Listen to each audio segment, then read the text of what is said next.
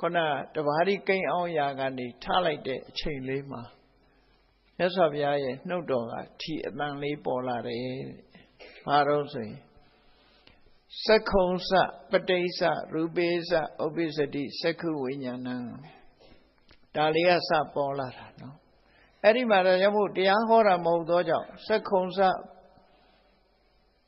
ပတိစ္ဆသက္ခုံစဘိက္ခဝေပတိစ္ဆလို့ဘိက္ခဝေဆိုတဲ့ဘုကိတ္တိမပါဘူးဒီနေရာမှာဒါမို့တပါးတဲ့သူကသူရွတ်ဆိုတာဖြစ်သောကြောင့်သက္ခုံစပတိစ္ဆရူပေစဥပ္ပစ္စတိသက္ခုဝိညာဏံဒီစကားလုံးလေးကစလိုက်တာ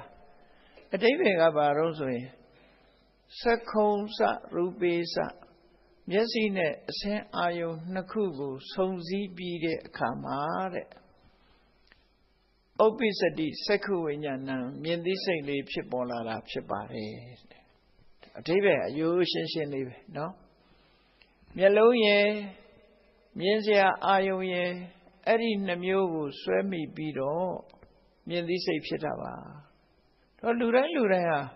မျက်လုံးဖွင့်လိုက်တာနဲ့မြင်စရာအာယုံတစ်ခုမြင်တယ်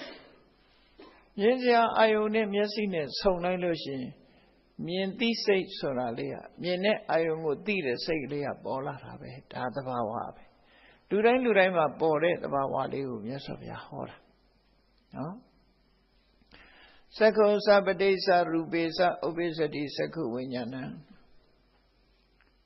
မြင်သိစိတ်ကလေးပေါ်လာတယ်မျက်စိ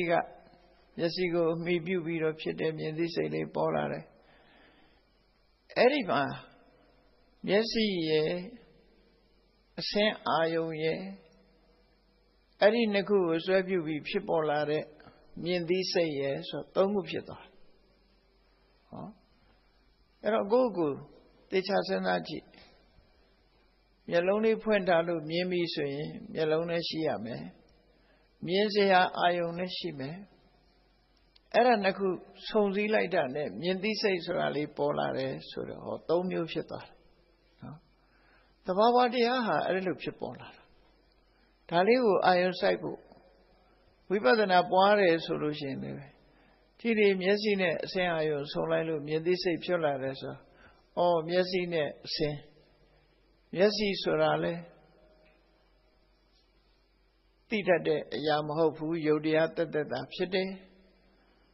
အစင်းအာယုံဆိုတာလည်းပဲမြင်ကွင်းထဲမှာမျက်စိထဲမှာထင်ဟပ်လာတဲ့ယုတ်တရားတက်များတာဖြစ်တယ်အဲ့ဒီနှစ်ခုစုံစည်းတဲ့အခါမှာမြင်သိစိတ်ဆိုတာလေးကသာသိတယ်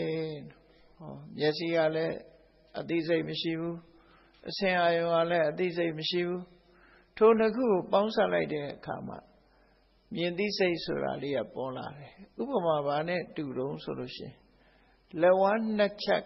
လက်ဝါးနှစ်ဖက်ကိုတစ်ခုနဲ့တစ်ခုတီးလိုက်တဲ့အခါကျတော့လက်ခုပ်တီးတံဆိုတာပေါ်လာတယ်နော်လက်ခုပ်တီးတံပေါ်လာတယ်စီကို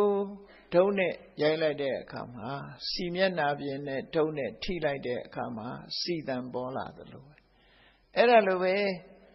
မျက်စိနဲ့အစင်းအာယုံဆုံလိုက်မိတဲ့အချိန်လေးမှမြင်သိစိတ်ဆိုတာပေါ်တာငကောကရှိနေတာမဟုတ်ဘူးဆိုတဲ့အသိကိုရရှိစေတယ်ပေါ့ဒါကြောင့်မို့လို့ဒါလေးကိုရွတ်ရင်းဆိုရင်းကနေသက္ခုံစပတိစ္ဆရူပေစဥပ္ပစ္စတိသက္ခုဝိညာဏသက္ခုံစသက္ခုပတာရဆိုတဲ့မျက်စိကို၎င်းရူပေစမျက်စိထဲမှာထင်ဟပ်လာတဲ့အစင်းအာယုံကို၎င်းအစင်းအာယုံတို့ကို၎င်းပဋိစ္စဆွဲပြု၍အကြောင်းပြု၍သက္ခုဝိညာဏ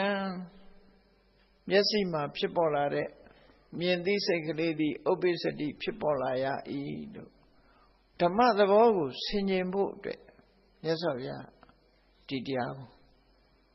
ဒီသုတ်တံဟာဓမ္မသဘောကိုဆင်ခြင်ဖို့ဟောတဲ့တခြားနေရာမှာဟောတဲ့တရားပဲဖြစ်တယ်ပေါ့သို့တော့သူ့ဘာသူဆင်ခြင်သုံးသပ်ဖို့ရာနှလုံးသွင်းတာနှလုံးသွင်းရုံတည်းမကဘူးနှုတ်တော်ကပါအတန်ထွက်ပြီးတော့သက္ခုံစပတိစ္ဆရူပေစဥပ္ပစ္စတိသက္ခုဝိညာဏံလို့ဆိုလိုက်တဲ့အတန်လေးထွက်လာတယ်